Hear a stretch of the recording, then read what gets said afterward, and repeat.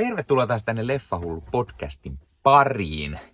Tällä kertaa taas puhutaan hiukan dokumenttielokuvista, kun vuorossa on Music by John Williams -dokkari, joka tuli viime vuonna Disney Plussaan.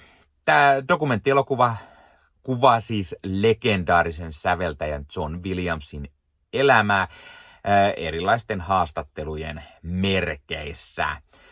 Suurena John Williams-fanina tämä oli ihan pakko katsottava heti, kun se Disney Plussaan tuli.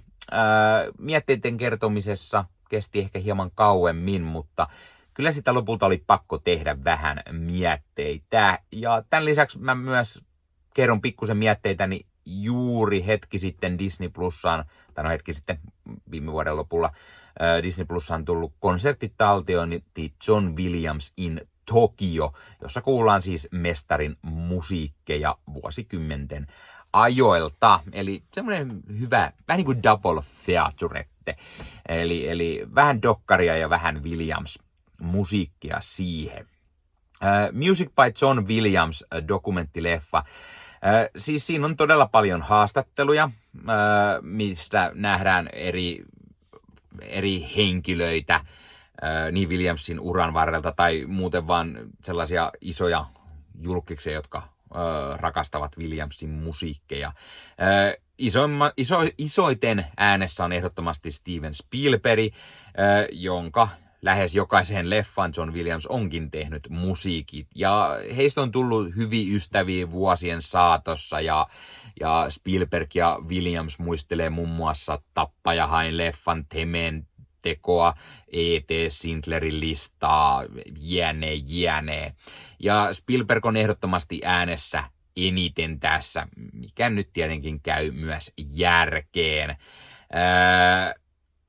Haastatteluja löytyy myös muilta, George Lucasilta tietenkin Star Warsiin liittyen, ja Lucas ja Spielbergit Indiana Jonesiin myöskin.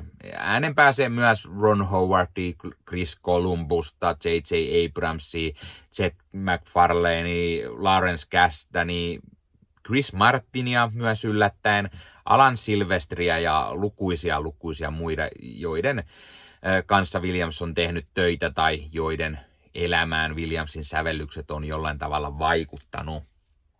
Tämä dokkari käy hyvin läpi Williamsin elämää, miten hän ryhtyi säveltämään elokuvan musiikkia ja miten tämä ura vaikutti sitten perheeseen. Tai mitä tapahtui, kun Williamsin ensimmäinen vaimo kuoli. Miten se vaikutti lapsiin, perheeseen, John Williamsin itseensä. Eli siis tämä on taas dokkari, mitä ei katso silmät kuivana. Siis tämä on oikeasti, tämä on surullinen, mutta tämä on myös semmoinen, että tämä on niin, silmät kostuu myös, kun niin kuin näkee, kuulee niitä legendaarisia Williamsin sävellyksiä. Tässä iho menee ihan kanalihalle, kun tässä käydään läpi niitä loistavia musiikkeja. Just niin kuin mitä mä sanoin, Tappajahain, mutta Star Warsiin, kun päästään Indiana Jonesin Jurassic Parkiin. Ai että, on vaan niin huikeita sävellyksiä. Dokkarissa Williams käy myös hienosti läpi asioita. Hän esimerkiksi esittelee sen kuuluisan pianon, jolla hän aikanaan sävelsi Tappajahain temen. Dudum, dudum, dudum, dudum, dudum. Ja käy tätä läpi Spielbergin kanssa ja se on niin kuin todella mahtavaa. Ja leffassa nähdään niin uudempia haastatteluja, mutta myös semmoisia vanhoja, missä ollaan haastateltu joitain henkilöjä niin kuin vuosikausia sitten. Esimerkiksi jotkut on saattanut jo kuolla tänä päivänä, mutta niitä vanhempia pätkiä on. Ja sitten on paljon tämmöisiä videotaltiointeja Williamsin elämän varrelta. Nähdään vähän hänen perhe-elämää ja muutakin. Sen lisäksi tämä dokkari kertoo myös hienosti, miten John Williams lähes yksin pelasti orkestroidut elokuvamusiikit. Moni oli ruvennut käyttämään syntetisaattoreja, myöhemmin tietokoneella. John Williams on aina luottanut orkesterien voimaa. Hän on aina säveltänyt niin, että orkesterit on ollut mukana tekemässä näitä biisejä ja hän myös säveltää aina kaiken kynä ja paperin avulla, eikä käytä tietokoneita, niin oikein semmoinen vanhan liiton säveltäjä ja melkein voisi sanoa, että niinku tämmöiset orkestroidut elokuvasävellykset oli jo niinku tekemässä kuolemaa, mutta Williams toi ne niin isosta takaisin, että moni tänä päivänä tykkää käyttää edelleen kunnon niinku orkestereita. Dokkarilla käydään myös läpi Williamsin töitä elokuvasävellysten ulkopuolella, kuten muun muassa Bostonin filmharmonikkojen johdossa ja niin poispäin. Dokkarin on tehnyt Laurent Bouzereau, joka on tehnyt varsin hyvää jälkeä. Mä antaisin Dokkarille arvosanaksi 9/10. Vaikka tämä on tosi mahtava dokkari, niin siinä olisi voinut vähän syvällisemmin kertoa asioita. Juurta jaksain kaikki se, mitä Williamsista on kerrottavaa. Toki paljon mahtuu tähän tunti 45, mitä tämä kesti, mutta silti olisi ollut mukava nähdä vielä enemmän. Paikoin tässä tuli mieleen vähän semmonen, että ne haastattelut on ne just sellaista kunnon niin kuin selkään taputtelua, mutta toki mitä muutakaan nyt voi odottaa, kun kyse on elävästä legendasta. Tämä on oikeastaan paremmin John Williams tribuutti dokumenttiaineksilla kuin pelkkä dokumenttileffa. Ja vaikka siis säveltäjistä Hans Zimmer, Alan Silvestri, Danny Elfman jne on todella loistavia säveltäjiä, niin John Williams on ehdottomasti aina ollut oma suosikki. Ja siis se johtuu vaan siitä, että hän vaan tehnyt niin paljon enemmän loistavia leffoihin musiikkeja kuin kukaan muu. Vaikka siis just niin kuin Zimmer, Silvestri, Elfman on myös tosi isoja suosikkeja itselle, niin Williams on vaan ehdottomasti omia suosikkeja. Ja kuten sanottu, niin puhutaan myös John Williamsin Tokio-konserttitaltioinnista, mikä on vähän niin kuin, mä suosittelen sitä pariksi tälle. Eli molemmat löytyy Disney Plusasta. Ensin vähän Music by John Williams -dokkari ja siihen sitten John Williamsin Tokio-konserttitaltiointia. Saa semmoisen kunnon Williams double featureteen. Tämä oli hyvä keikkataltiointi, vaikka se on turhan lyhyt. John Williams tulee itse mukaan jossain 45 minuutin kohdalla, joten siitä pikkusen miinusta. Se John Williams, kun tulee mukaan, niin siinä tulee hienosti niin kuin legendaarisia, on Superman-leffaa ja on Pottereita, Star Warsia, Indiana Jonesia ja näin, mutta hiukan lyhkäiseksi jää, koska 45 minuuttia, jo siinä oli tämä toinen säveltäjä, joka siellä oli ja hoisi kapellimestari hommia ja siinä käytiin vähän ET läpi ja muutakin tällaista, mutta se alku jää aika tyngäksi, 45 minuuttia ja tämä vasta lähtee lentoon siinä 45 minuutin kohdalla, kun John Williams astuu kuvaan.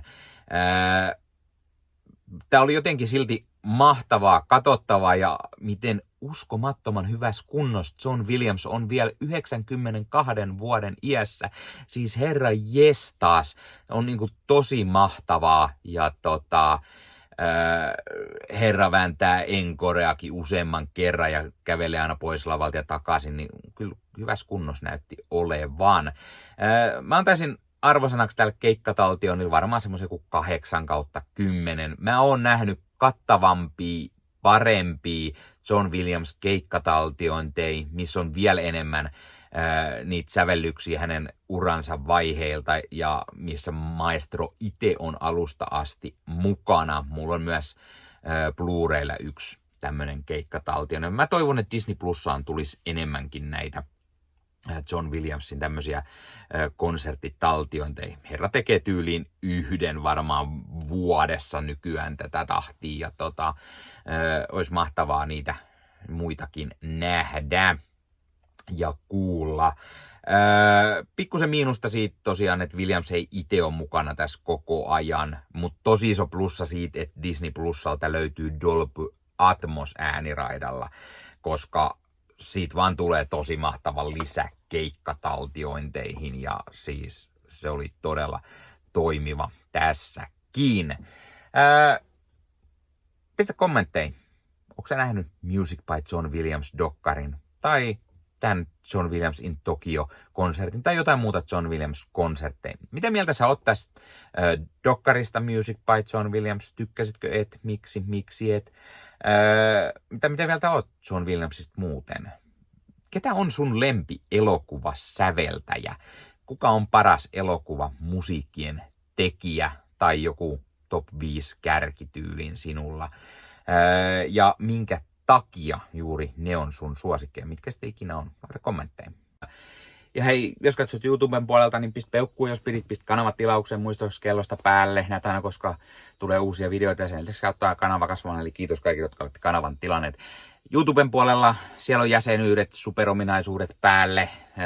Sieltä voi jäsenet tulla kanavan jäseniksi ja sieltä saa erikoismainintaa esimerkiksi tohon nimen, kun on kanavan jäsen ja sit saa erinäköisiä hyviä asioita. Näkee ennakkoonkin.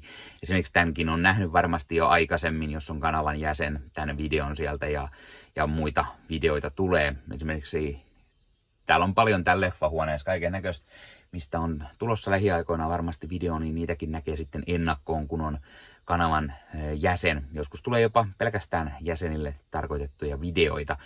Ja sen lisäksi on kaikki korostettuja vastauksia ja tilaa tämmöisiä merkkejä ja muuta kaikki. Kyllä te tiedätte YouTube-juttut. 0,99 € kuussa tai 2,99 € kuussa, niillä saa erinäköisiä asioita, kun tilailee tai on kanavan jäsen. Ja niitä supertykkäyksiä, superkommentteja, kaikkea voi laittaa, niin siitä tulee muutamat kymmenet sentit sitten tähänkin suuntaan. Eli kiitos kaikille, jotka olette niitä laittaneet.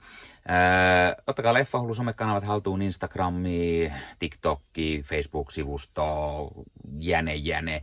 Meikäläinen tekee Marvel Podcast Suomea, Star Wars Podcastia ja sitten sen lisäksi meikäläinen kuuluu Leffamediaan, jos on yli 30 sisäntuottajia, jotka rakastavat leffoja ja sarjojen katsomista, niiden arvostelemista ja kaikkeen leffoja ja sarjoihin liittyvää. Sieltä löytyy leffa- ja sarja-aiheiset uutiset, huhut, trailerit, sieltä löytyy haastatteluja, kaikennäköistä leffa- ja sarja-aiheesta.